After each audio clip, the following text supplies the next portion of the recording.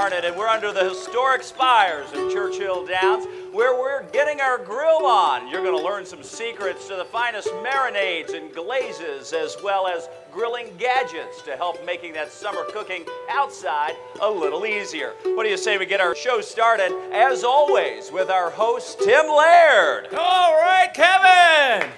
Tim, we are in for a fantastic show, and there's no better place to be than right here at historic Churchill Downs. It's a great place to be, especially with all these grills going, and I'll tell you what, this is going to be a fantastic show. You know what? What do you say we get started? Let me step out of the way. You introduce the hero of the show today. That's the chef here at Churchill Downs. Thank you, Kevin! All righty, it's a great day to be at Churchill Downs, everybody. I'm excited.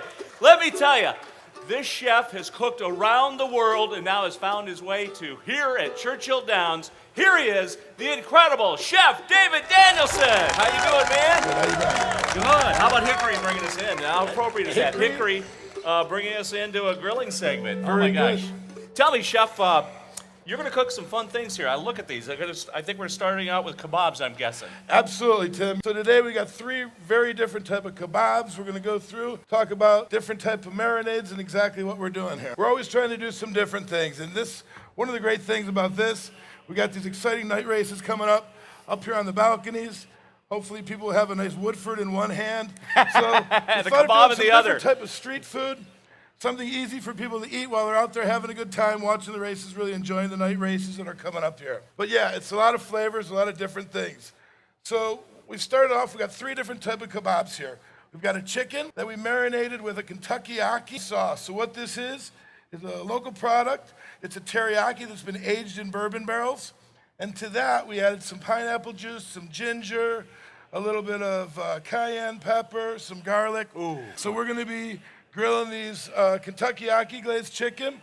We're gonna finish them with a little glaze and some spicy peanuts at the end. Oh, like an Asian peanut sauce, and that gives it a crunch, too. Absolutely, it's kind of like a Nice. satay with that peanut sauce. All right. Second here, we've got a great pork.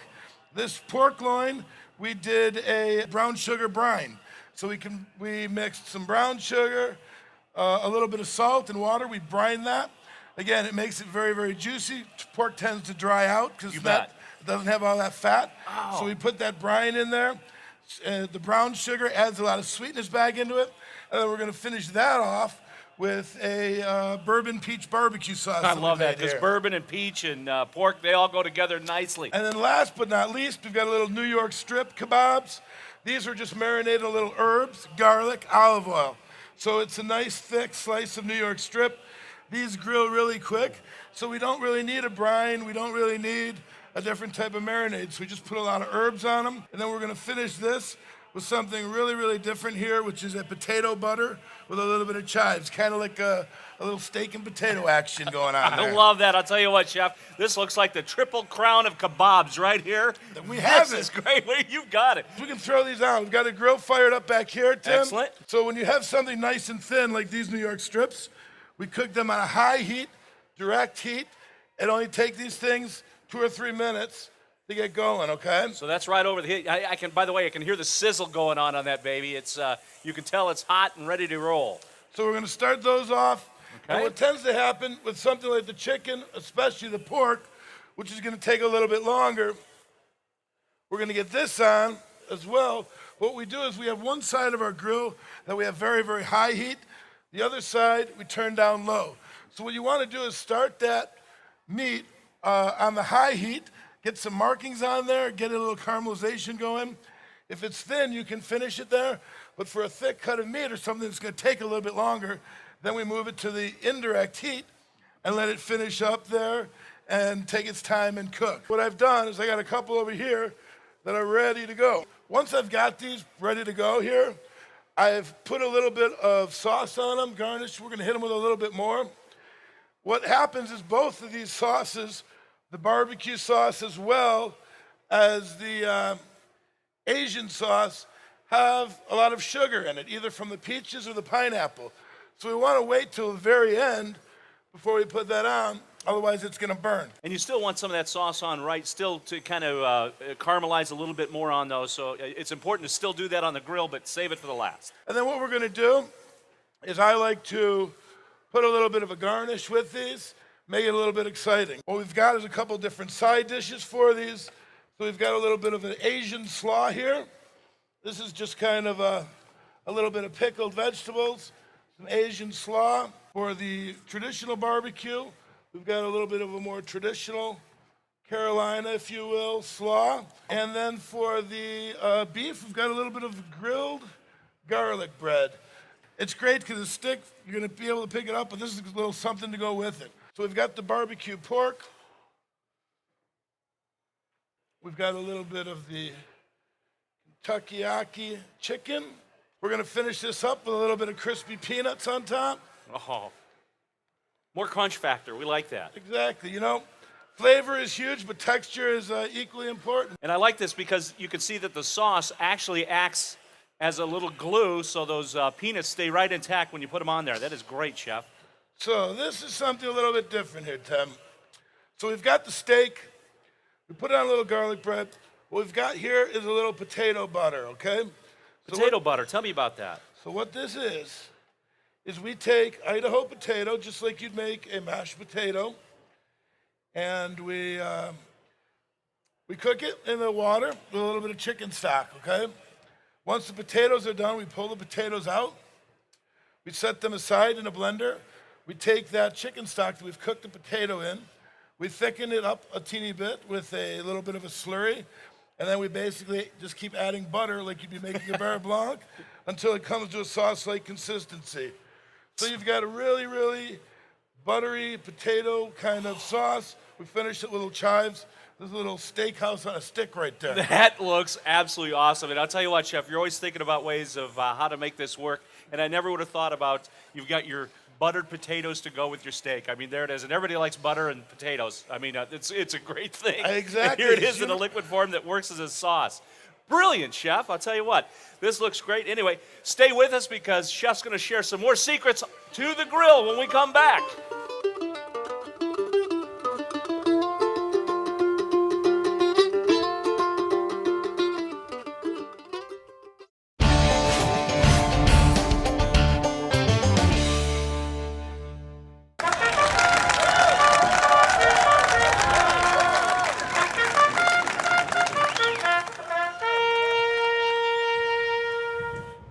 Welcome back to this special edition of Secrets of Louisville Chefs right here at historic Churchill Downs. I'm Kevin Harned.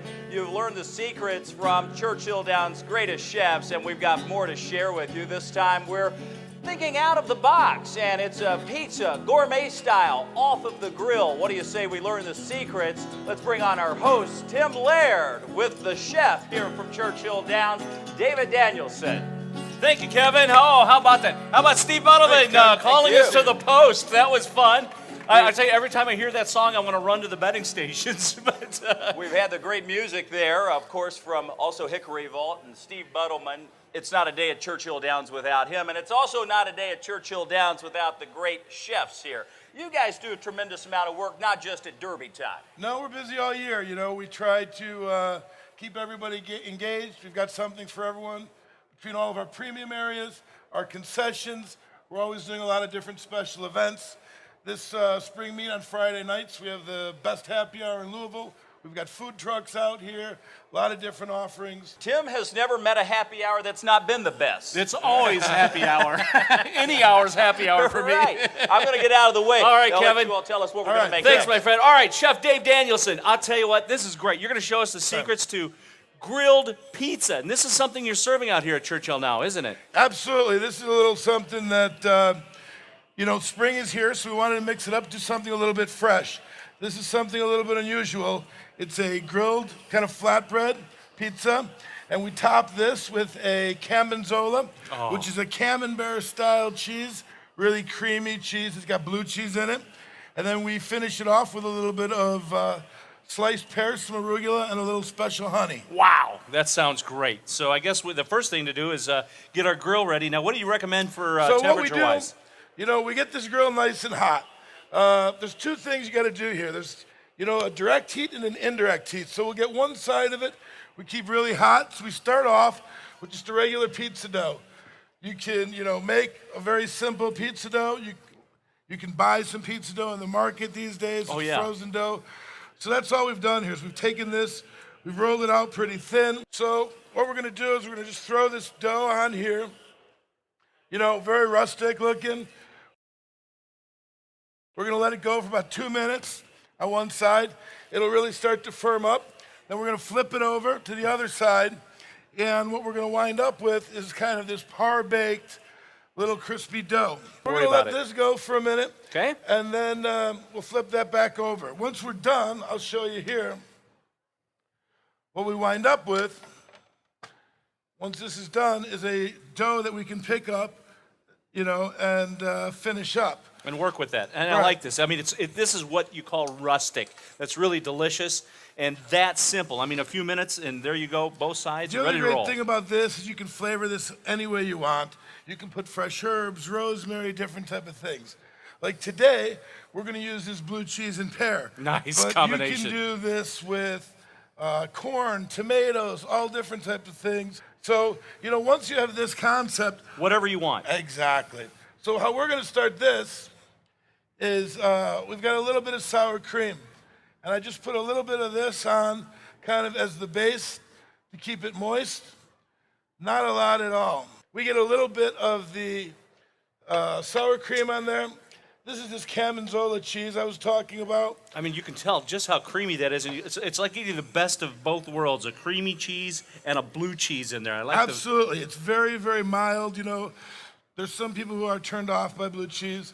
This is really rather user-friendly. We're just going to kind of spread a little bit of this cheese out on here. And what I like this, you don't have to be perfect when you're putting this together. Just No. load it on there wherever you want, One of the things just about a little this bit. cheese, because it's so creamy, once this melts, it's really going to spread all over the pizza and just give it this really, really nice coating of blue cheese. Once we've got this pizza to this point, what I like to do is put it on the top. Okay. Because you can see it's kind of off that heat. So I've got one here. We're just going to switch these out real quick. Pull this off. You can see now this gets nice and crispy. There it is. Like you said, it melted all over that entire surface. I've got a pear here. And this is, we have our own mandolin, so we have a Japanese mandolin. Look at that. You and Hickory both are playing the mandolin. Yeah. We're going to have dueling mandolins a little bit later. So, all we're going to do is shave some of this pear really nice and thin. And see, that does a nice job. That's what you want. Just that nice, thin, kind of shaved pear. That's what that mandolin does for you. So anyways, what we do here, I got the arugula. Now I've got the pear in here. What I like to do, this is a little, just a little blood orange vinegar. You could use a little balsamic. Sure. Just a little acid, a little something to get this kind of going. And the one thing with the arugula, this kind of is gives it a little peppery taste Very too, much doesn't so. it? It's a bitter green. It's got a little bit of pepper. Mm-hmm. This actual arugula is a Kentucky proud product. Comes locally grown, one of our farms here. So once we get to this point, what we're going to do is really just kind of spread this arugula and pear mixture kind of throughout over the top. How we're going to finish this up, even though we've got that arugula, we're going to put a little bit of fresh black pepper. And then we've got a little bit of honey here. Now, this is interesting honey. I mean, I suppose you can use any honey you want or local, but this is interesting. Tell us about your honey that you're putting on top of this particular pizza. So, this is a little special honey we brought in. This honey comes from Italy. It's very, very light, very, very sweet. It's very unique because the bees only eat one type of specific flower. One flower. That combination of the honey, the pears, all this. So what I do is I just cut this, lengthwise, and we're going to cut this into nice little strips. You can hear it. It's nice and crispy. Yeah, I hear that crunch. That's another thing you get from the grill is that little crunchy, kind of really nice, almost like you're in a wood fire stone. Absolutely. Right? And it's great for people just to nibble on. It goes great with a cocktail, wine, beer, whatever you're having. Anything. That looks great. Absolutely fabulous, Chef. And I love the idea. Well, you know what? I've got to try one just to see. This combination of flavors, that cheese that's on there. You can see how well it's melted. And then that honey with the pear, the arugula. Oh, wow. Very good, very fresh. Chef, that absolutely tastes great. Well, Tell you what, stick around, Chef. You said cocktail. If you stay with me, I'll give you a little taste of a fun cocktail you can have while you're out grilling. So stay with us for more Secrets of Louisville Chefs.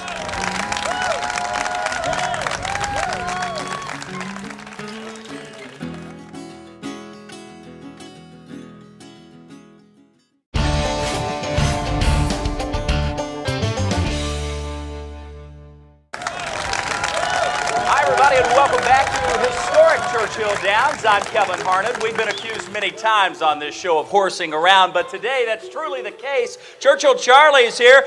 It is a great day, as Tim Laird would say, to be right here on the stage at Churchill Downs sharing some secrets, and we're not finished with the show just yet. You've been listening to the sounds from Hickory Vault, and today, as we wrap up the show, we've got some grilling gadgets we want to tell you about, help you learn a little easier way to tackle the grilling this summer, and we also have a fantastic cocktail. What do you say we get this segment started with our CEO, that's Chief Entertaining Officer Tim Laird, and Chef David Danielson from Churchill Downs. Hey, thanks. You are always horsing around, Kevin, and I can tell. Churchill, Charlie, good to see him. Hey, I've got some great gadgets for you to talk about that anybody can be a great grill master. First of all, I love this basting brush. They've got these new ones that are silicone, and they'll stand up to about 500 degrees, and because a lot of times those other ones leaves those hair and all the food and everything, but this can go right in the dishwasher, get it super clean. Hey, and they even have one with, you can put your baste right inside there, and baste and brush as you go, a real cool tool.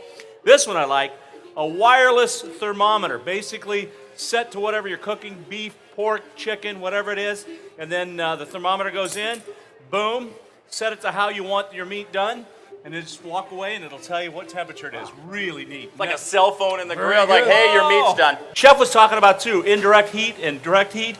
You can actually make your grill into an oven. Just make sure you get a grill thermometer, put it in there, set it down, and that way you can adjust the heat, whether it be coals or your gas, to the temperature you want your oven to be, 350, 400, whatever you want. Another thing you want is long tongs, and here's why, gang.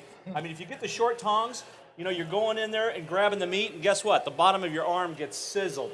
I'm sure a lot of you have done that at home, but anyway, if you get the long tongs, you can go back to the grill, grab and turn. Same thing with your spatulas. You want a big spatula. Well, I mean, this may be overdoing it. Like this one, 'cause I'll tell you why. Here's why. You've seen them, everybody, wrestle with that hamburger and it falls off. Come on, you've seen that happen all the time. But even bigger than this is it. Here you go, Kevin. Wow. Now that's a hamburger for that. Is what I call a spatula. How about that? That's a Mac Daddy spatula. I told Tim we need that thing on Derby Day, man. Lastly, you want to keep your grill clean, and so I have this. Talk about a grill cleaner. Get the big brushes. Don't go for the small ones. Something big. This is wonderful, and actually you can fill this with water, and it'll actually steam clean your grill grates. Always keep a clean grill. The great thing about grilling is you can have a beverage out by the grill when you're there. In fact, it's a good excuse to have a beverage. You just go, I'm grilling, I need a beverage. Anyway, here's a great light beverage that's perfect for grilling or anytime, summertime, anytime. This is what I call the French American, and I'll tell you why. A lemonade with ice in my pitcher, and then I'm going to add a little bit of Woodford Reserve. Now, this is the American part of the French American, and I know Chef's a big bourbon fan, so we're going to heavy up on the American side. So anyway, I'm going to put a little bit of the bourbon, a little bit of Woodford Reserve goes in.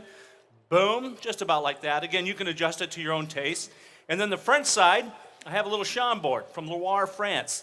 And this gives it a little black raspberry flavor. That goes in just a little bit, a splash of that. So you have lemonade, black raspberry, a little bourbon on that. How Give awesome this a nice is this? stir. We get the world's best recipes from the greatest chefs from Churchill Downs and Levy restaurants with David here, and we get the best drink recipes from Brown Foreman's Tim Laird. Are you all having fun today or what? This is fantastic. And we're sharing those secrets. I'll tell you what. And again, just pour that into glasses with ice. Finally, a little lemon garnish, a little zest on there just to give it a nice little kick.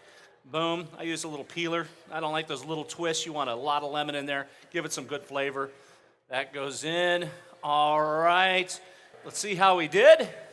Cheers. Cheers. Thank you guys. Cheers to Churchill, too. I'll tell you, I love it. All right, let's give it a try. Oh, yeah. Wow. That is good. How about that? Light, refreshing? It's very good. It's very refreshing. I love the lemonade. I love the berry in there too. It's Just a little hint of that berry comes through. Absolutely. Actually learning from you, layers of flavor, and you want just a little spiciness, a little hint, a little citrus to kick it up. We have had a wonderful time here. Thanks for having us out to Churchill Downs, Absolutely. and thanks Thank for you sharing guys the for being secrets, here. Tim. Tim, thank you for Great. being Thank here. you, We had a great Chef. day out here. Always love working with you. On behalf of Tim Laird and David as well from Churchill Downs, we appreciate you tuning in to Secrets of Louisville Chefs. If you're looking for the recipes, you can find them. They're online at newlocaltv.com. Until next time, for all of us at B&B Productions, I'm Kevin Harned, and we'll see you then.